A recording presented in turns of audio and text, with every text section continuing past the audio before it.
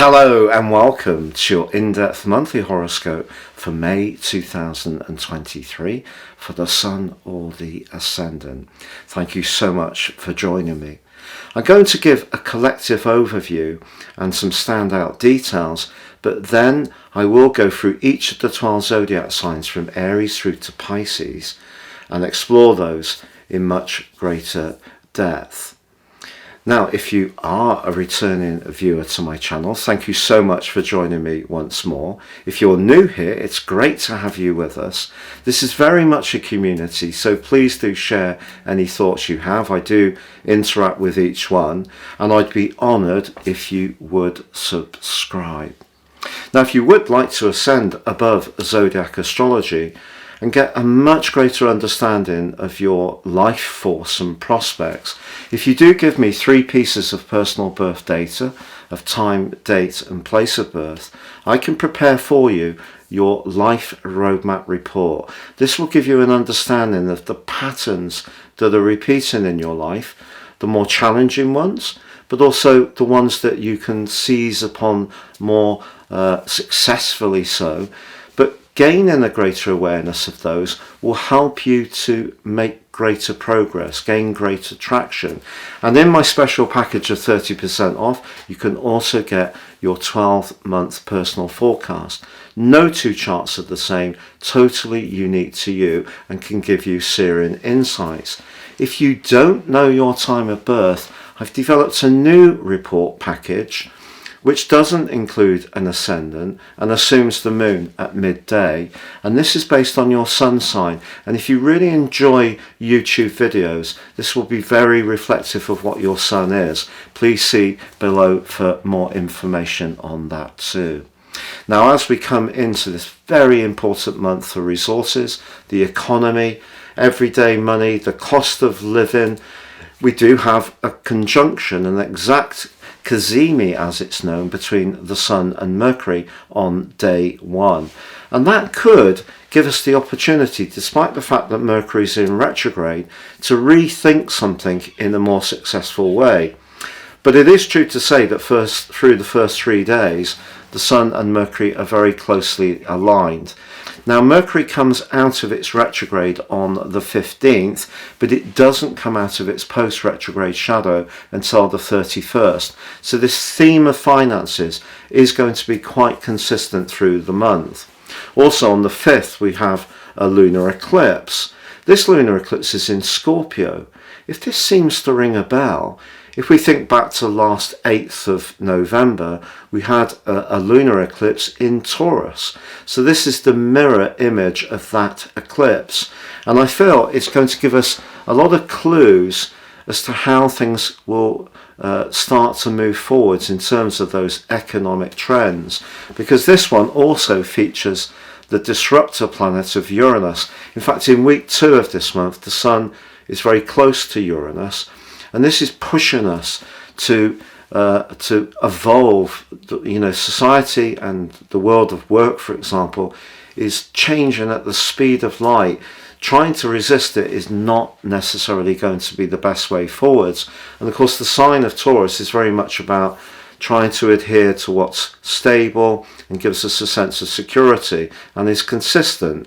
And I think that could prove a little bit futile. But on the 7th, Venus, the planet which governs the sign of Taurus, moves from the quick-witted and flirty Gemini, where it is for the first week, and moves into the home-loving and security-loving sign of Cancer. And it will be there through to the end of the month. If there are any hopes to improve where you live or move or add to the family, they're boosted by that transition. It is true to say, however, that at that precise moment, Venus is in what's known as a quincunx with Pluto, a 150-degree angle. So anything around a romantic situation needs to take into account what the motives are, and Pluto often disguises those motives and uses charm or money in order to get its way. So just be conscious of that.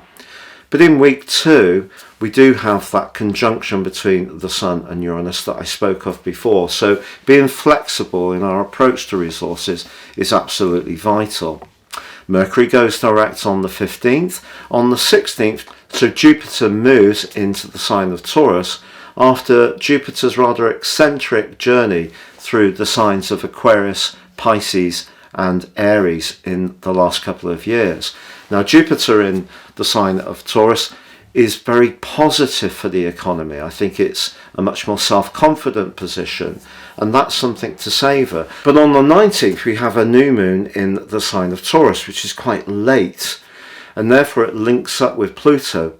Now, Pluto started its retrograde at the start of this month, but in this particular equation is a force for good, and also Neptune and Mars are feeding into the new moon in a very positive way.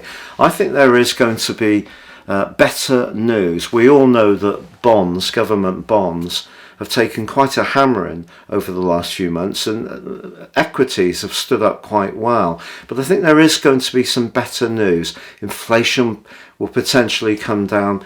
People will start to feel a bit less oppressed. Energy prices hopefully will also drop too.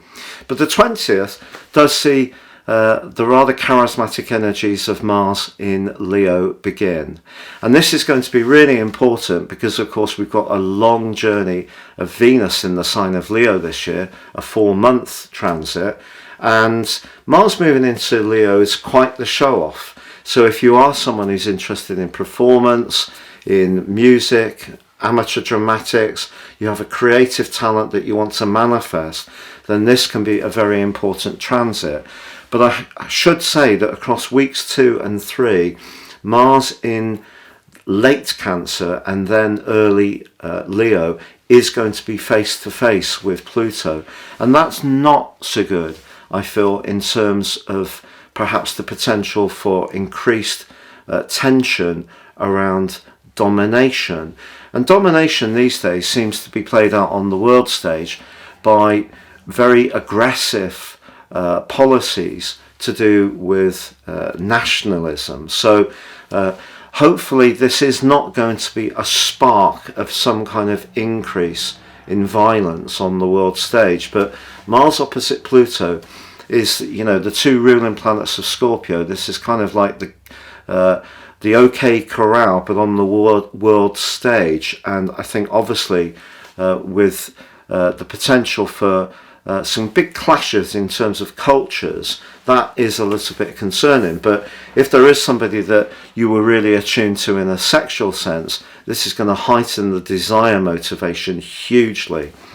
Now on the 21st, the Sun does make its way into the speedy and quick-witted and flirty Gemini, where it will be for the last 10 days of the month.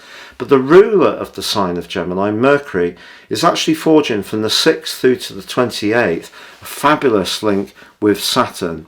And Saturn in Pisces may be a more thoughtful energy, and maybe one that asks us to grapple with our emotions more.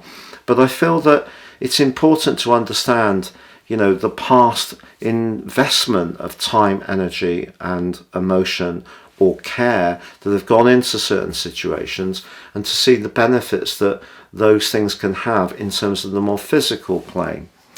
Now, it is also the case that the Sun is going to be forging an extremely charismatic link with Mars across weeks 3 and 4 and the last few days of the month.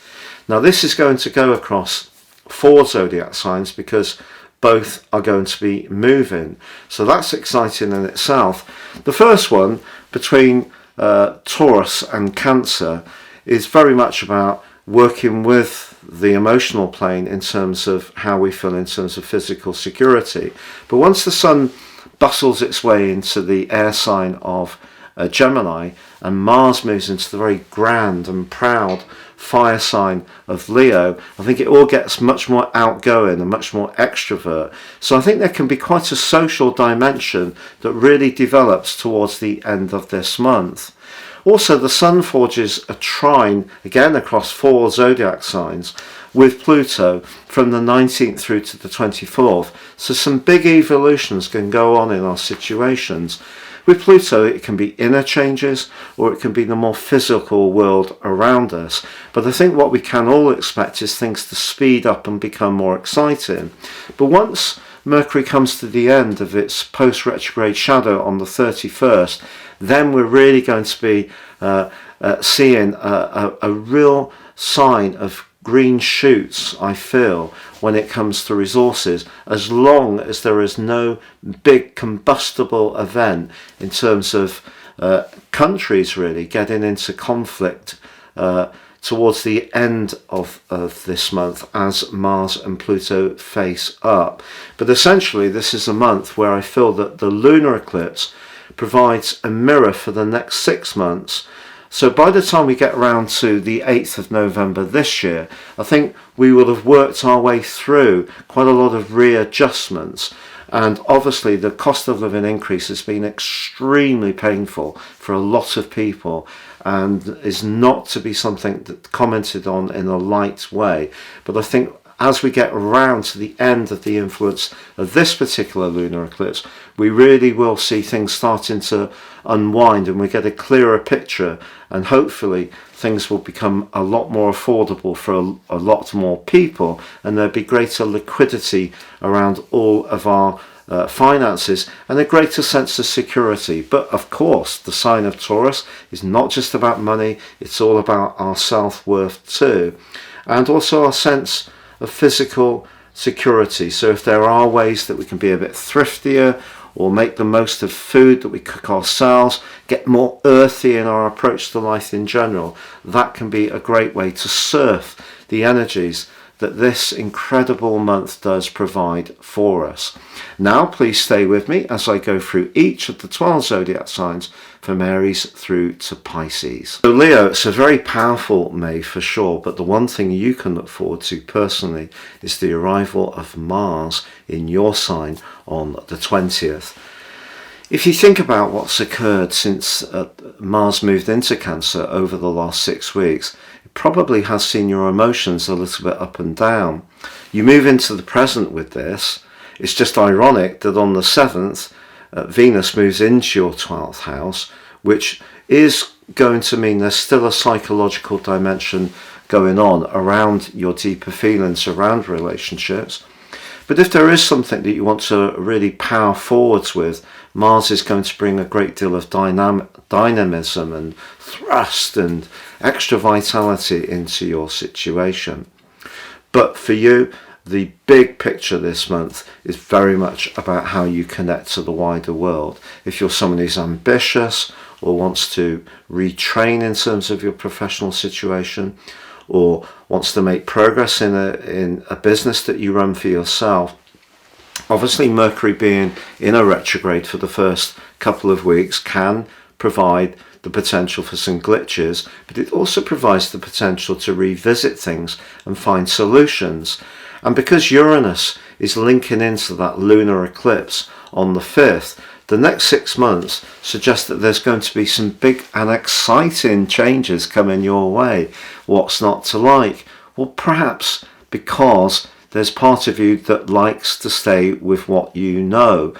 And because people see you as being very charismatic and someone who has a bigger, larger than life personality, sometimes it comes as a bit of a surprise that in terms of the astrology, that more conservative side of your nature can see you reluctant, resistant to alterations. But I think this month it's really saying to you, look, you need to go for it in a big way. And that may mean changing things up in quite a radical way. Also, if you do decide to change something, not everybody's necessarily going to be particularly supportive. In fact, there may be one person who's dead against your desire to gain greater recognition and achieve things. But with Jupiter also coming in to support your ambitions, you know, I really feel that some kind of big shift is going to go come along for you when it comes to how you earn your living or how you interact with people in terms of your public persona. Now, obviously on the 21st with the Sun moving into Gemini, that's a very social sector. It may be a case of who as much as what you know, but your talent for networking is definitely boosted by the Sun's alliance to Mars and also the Sun's alliance to Pluto, and that reaches a peak around about week 3 and 4, but it's just, yeah, that opposition between Mars and Pluto is going to be very interesting. Perhaps that part of you that does like attention, affection, recognition is just really going to strut its stuff in a way it hasn't done for some while. And by the end of the month, I think you may be celebrating some kind of major breakthrough which can really delight you.